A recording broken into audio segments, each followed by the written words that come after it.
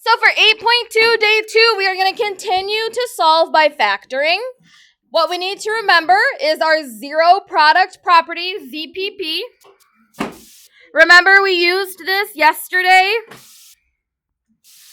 to be able to set pieces of our equation equal to 0 and find solutions. That's what we were doing with the ZPP yesterday. But in order to use the ZPP to solve by factoring, we know, and I was telling you over and over again, that in order to use it, all equations must be equal to 0.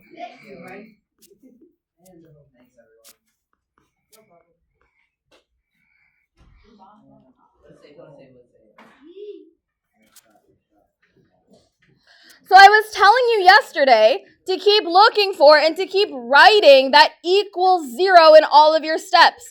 Your test and your quiz have notation points on them. So it's not just like I'm telling you this to tell it to you. I'm telling you this because you will lose notation points if your equations do not say equals 0 on them. Is that clear? Okay. So do we notice in A, B, and C here in example 1 that none of these say equals 0? So the first thing that we need to do before we can do any factoring is get them to say equals 0. So I'm going to take a look at letter A, and maybe it helps you to draw like the little railroad tracks down the middle of your equal sign, and then I need to move everything over to one side. You can pretty much move everything to the left side. Usually that'll be fine. I move everything to whatever side the x squared is on because I don't want negative x squared. That becomes too complicated. So this 24 has a positive in the front of it, so I'm going to subtract 24 from both sides. And then I think about combining my like terms. So there are no like terms with a 24 because I can't combine it with the x squared, I can't combine it with the x. So I will just be left with x squared minus 5x minus 24. And on the right side, these guys cancel out and I have 0. And that's my goal. That's what I was trying to get, is that equals 0 part. So now that it says equals 0, I'm going to factor like normal. So I'm going to take the left side and put it into two bubbles. Look at how I write equals 0 again. And in these two bubbles, this time I think I want x and x, and then factors of 24 that add up to 5.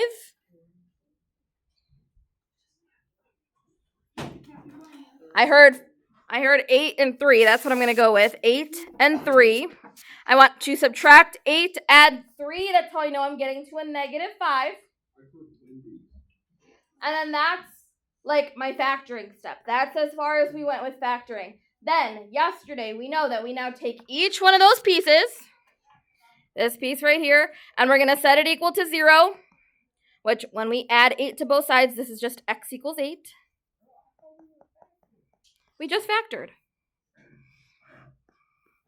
And then x plus 3 equals 0, so x equals negative 3. Remember, you have to do this step, or else you're just factoring, and that's what we did last unit. This unit, we're solving. Good? Let's do another one. Letter B. Again, I need to move everything over. I'm going to move it all to the left side. So I'm going to first, well, there we go. First, I'm going to add 14x. So that's x squared plus 14x equals negative 49. I'm going to add 49. And again, none of these are like terms, so they should not combine. And it equals 0. That's what I was trying to get. That was my goal. From here, I'm going to split it, into two bubbles.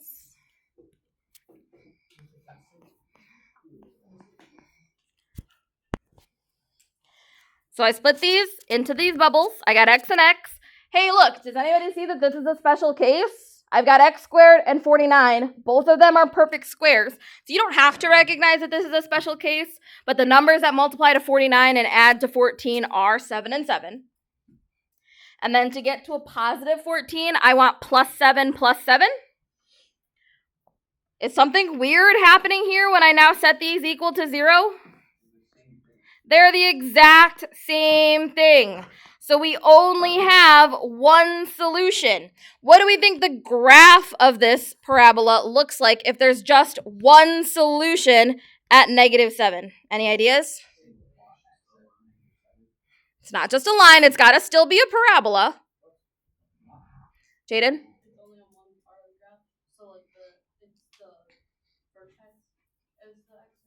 The vertex is the x-intercept. So this parabola sweeps down, it touches that x-axis at -7 and comes right back up.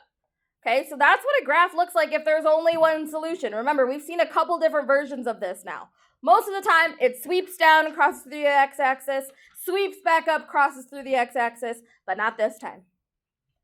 Okay, any questions on this one? All right, next. Let's do C. Same thing here. We're going to subtract 30. I got x squared plus 7x minus 30 equals 0. What are my factors of 30 that add up to 7? 10 and 3. We want plus 10 minus 3. So I have two answers. X equals -10. And if you're skipping steps like how I'm doing right here, that's okay. I'll accept it. And x equals 3.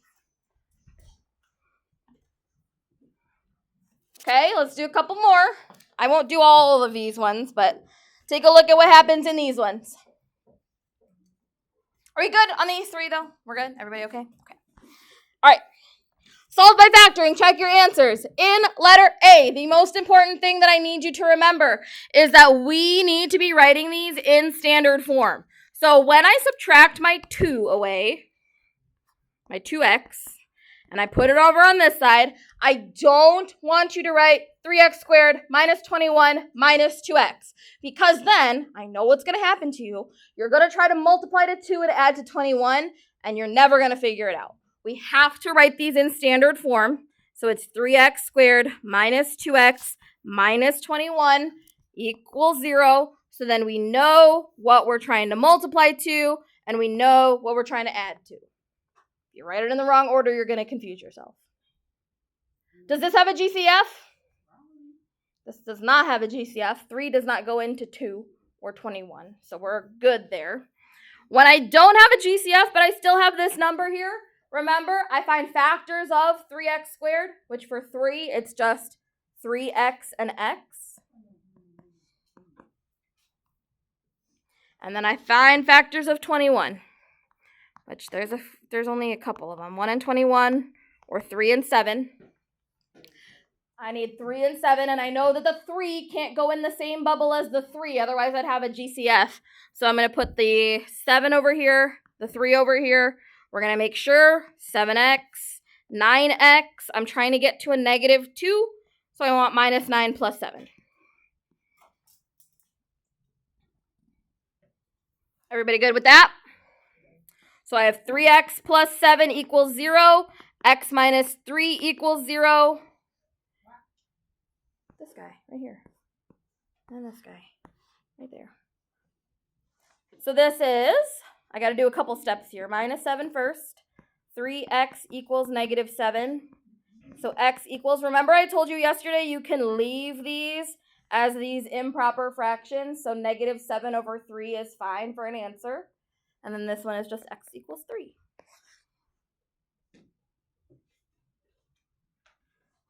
Good? Are we okay if I don't do the second one? We move on to the back side? Okay, move on. I really want to point out these two examples in example 3 because these are the ones you guys were still struggling with on yesterday's homework. When we do these factoring problems, you need to check for a GCF. I cannot emphasize it enough. You need to check for that GCF. So in letter A, I'm going to start by moving my 6n to the other side just like I always do. N squared minus 6n equals 0 is what I'm left with. And then we get stuck because we're like, oh no, there's only 2 terms. What do I do? Well, what we're going to do is we're going to take out a GCF. Do the numbers 1 and 6 have a GCF? So I can't take out any of the numbers. Do the variables have a GCF? Is there at least one n that I can take out of both of those terms? Yes. So I'm going to take out an n, And then what's left when I take an n out of n squared is just n. And when I take an n out of negative 6n is just a negative 6. Can this be factored any further? No. So now I take what I have and I'm going to plug it in equal to 0. Oops. The one that's going to be a little bit weird is this n because it goes straight to n equals 0. There's no solving involved there. But this side is pretty much normal. N minus 6 equals 0, n equals 6. What about b? How do I start off b? Well, we got to move the 28y to the other side first. So this is 4y squared minus 28y equals 0. And then what? Do I have a GCF? What is the GCF in this problem? For the numbers, it's 4, and there is a y in both terms, so I can take out a y. And then I got to think about what's left. When I take out 4y out of 4y squared, I'm just left with y. And when I take out 4y out of negative 28y, I should just be left with negative 7. Can that be factored any further? We're done after this step. So now I take each piece and set it equal to 0. 4y equals 0. We divide by 4. 0 divided by anything is 0. And then over here, y minus 7 equals 0. So y equals 7. We were still a little confused on that on the homework yesterday. Does this feel a little bit better today? Yes? Okay, fantastic. Last two problems. What do we think is going to happen over here?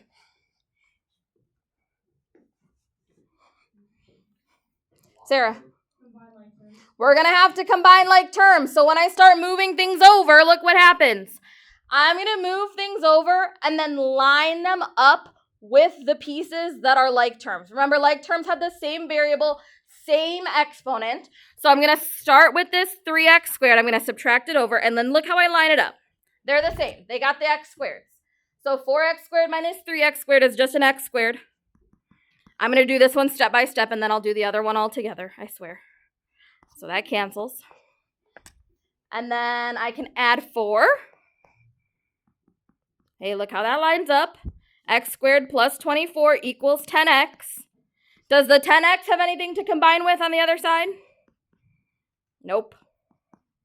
So this is just x squared minus 10x plus 24 equals 0. Do you see how we canceled everything out on the right side so that we could get it to say equals 0?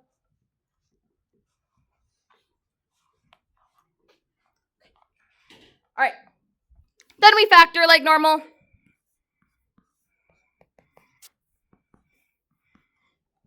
24 that adds up to 10. Factors of 24 that add up to 10.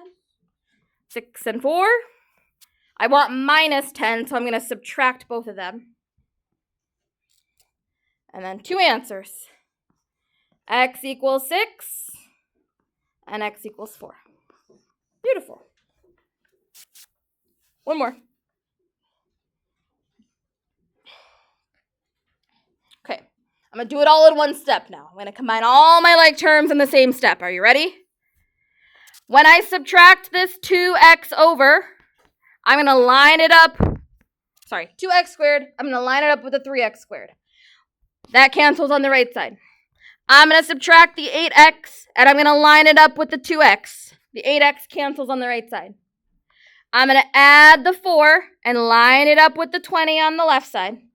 And on the right side, that 4 cancels. On the right side, I'm left with just 0. And then we got to combine our like terms. The numbers are going to add or subtract together. The variables are all going to stay the same.